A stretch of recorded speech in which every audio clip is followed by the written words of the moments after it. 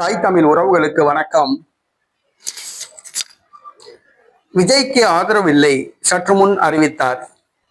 தமிழக வெற்றி கழகத்துக்கு ஆதரவு இல்லை, சற்று முன் அறிவித்தார் என்ற தலைப்பில் இந்த காணொளியை நாம் காண்கிறோம். 2026 தமிழக சட்டசபை தேர்தலில் 107 சட்டசபை உறுப்பினர்களுடன் திமுக ஆதரவுடன் ஆட்சி அமைத்துள்ளார் நடிகர் விஜய்.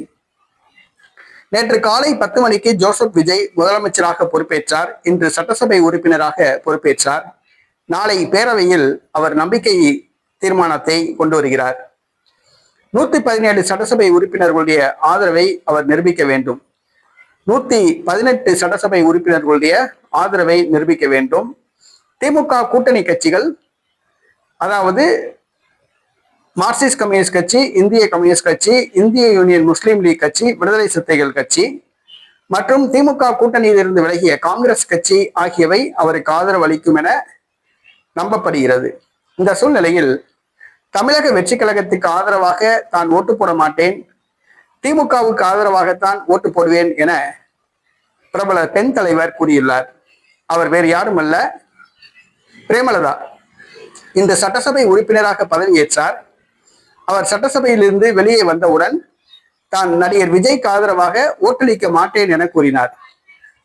அவர் ஆட்சி பொறுப்பேற்பதற்கு முன்பாக, விஜய் பொறுப்பேற்பதற்கு முன்பாக அவர் விஜய் எங்கள் வீட்டு பிள்ளை என்று ஐஸ் வைத்தார். தனக்கு அமைச்சர் பதவி ஏதாவது தருவார், தன்னுடைய ஆதரவை கேட்பார் என எதிர்பார்த்தார். ஆனால் நடிகர் விஜய் பிரேமலதாவின் ஆதரவை கேட்க வேண்டாம் என கூறிவிட்டார். இந்த காரணத்தால் பிரேமலதாவிடம் தமிழக வெற்றி கழக தரப்பு யாருமே அணுகவில்லை. பிரேமலதா அனாதையாக்கப்பட்டார்.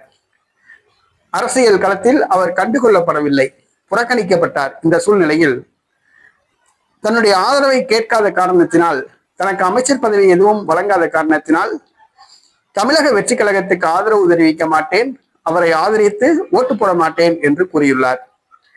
பிரேமலதா ஆதரவு இல்லாமல் கண்டிப்பாக விஜய் வெற்றி பெற்று விடுவார்.